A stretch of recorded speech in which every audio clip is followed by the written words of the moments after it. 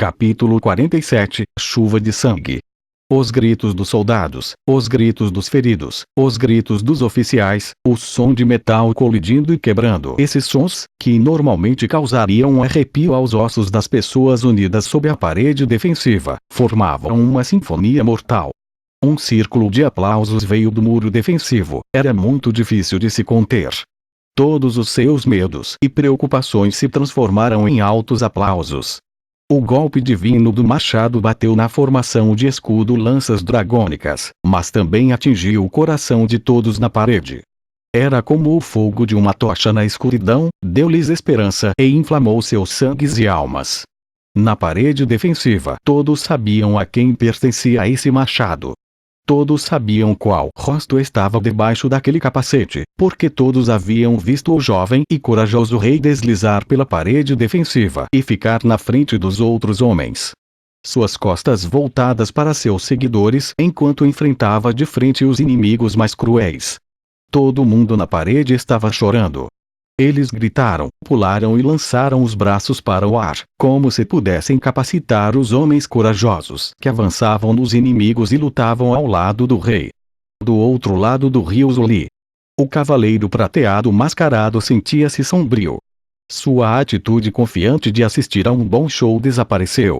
Sua expressão era como a de descobrir que ele tinha mordido uma pedra dura e quebrado os dentes logo após morder um pedaço de carne delicioso.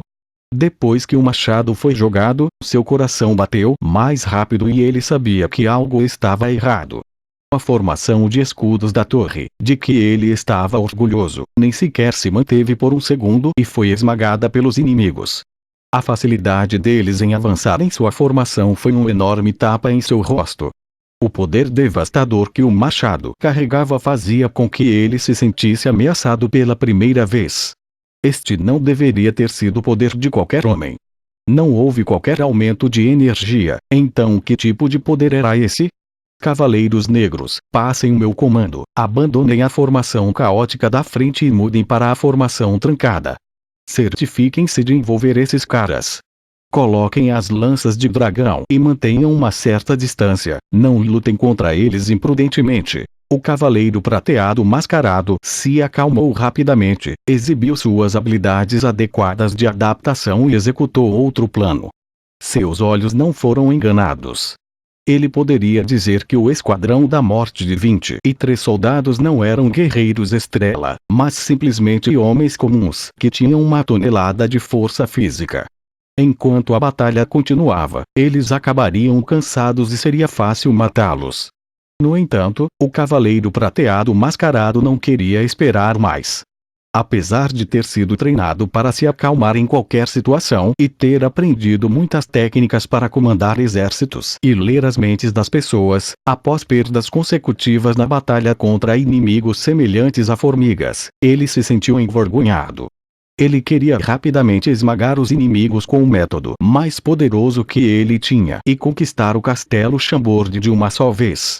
Depois de pensar sobre isso por um tempo, ele falou friamente, enquanto mordendo os dentes: diga ao guerreiro de 3 estrelas Landis para parar de proteger os trebuchets e juntar forças com o resto dos soldados com escudos torre para eliminar esses bastardos imediatamente. Deixe o resto do exército preparado e comece a sitiar logo depois disso. Depois que o cavaleiro de prata mascarado pensou sobre os dois comandos e se certificou de que eles cobriam tudo, ele acenou com seu cavalo e os cavaleiros negros correram para passar os comandos. Na ponte, a batalha continuava. Usando a força monstruosa do bárbaro nível 12, Fei abriu um caminho na formação. Os 22 homens fortes o seguiram com força. Juntos eles eram como uma lâmina incomparável que perfurou o coração do inimigo. A formação de escudos torre tinha uma grande quantidade de defesa frontal, mesmo cavalaria avançando não poderia quebrar através deles facilmente. No entanto, os soldados atrás dos escudos usavam apenas uma fina armadura de couro, uma vez que os inimigos romperem, sem a proteção dos enormes escudos de ferro, seriam como porcos em um matadouro. Pierce e Drogba estavam bem atrás de Fei. Ambos eram os homens mais fortes de Chambord. O martelo de guerra e o machado estavam batendo e batendo nos inimigos como uma enorme quantidade de força. Os inimigos nos escudos torre eram mortos quando as armas os atingiam em cheio e se feriam quando as armas os tocavam, não havia nada que pudesse detê-los. Na ponte estreita, o sangue vermelho decorava tudo. Onde quer que o esquadrão da morte passava se tornava caos. Devido às restrições de terreno, embora houvessem mais inimigos, eles não foram capazes de cercar Fei e os homens fortes corretamente. A largura da ponte só poderia conter cerca de 15 homens, de modo que sua vantagem de números não poderia ser utilizada e eles tinham a desvantagem. No caos, um oficial inimigo, que era quase um guerreiro de uma estrela, viu que o homem que deu um golpe mortal na formação de escudos torre não tinha mais uma arma. Ele estava extremamente animado, pensando que a deusa da sorte o tinha abençoado. Pegou uma lança de dragão quebrada ao meio e, sorrateiramente, usou a energia escassa que tinha para empurrá-la em Fei no momento em que ele pensou que a guarda do inimigo estava baixa. Embora a lança estivesse meio quebrada, pesava cerca de 22 a 27 quilos. Com uma tonelada de impulso e a energia de um guerreiro de quase uma estrela, a ponta da lança, que brilhava com uma luz sanguinária, estava voltada para o coração de Fei. Vá para o inferno! O oficial inimigo riu como se já visse o sangue do oponente jorrar de seu peito quando seu coração fosse perfurado.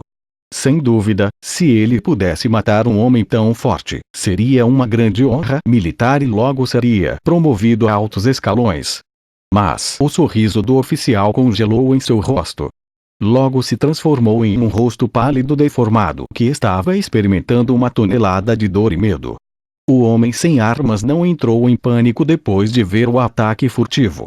Em vez disso, um sorriso astuto e regozijo poderia ser visto debaixo do elmo do homem. Ele ergueu suas mãos no ar e, depois de um lampejo de luz branca, como uma magia, outro enorme machado apareceu em suas mãos do nada. Tink! Um golpe frontal.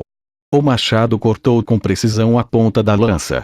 Depois que as faíscas dos metais em colisão desapareceram, a lâmina do machado se transformou em uma fina linha branca nos olhos do oficial.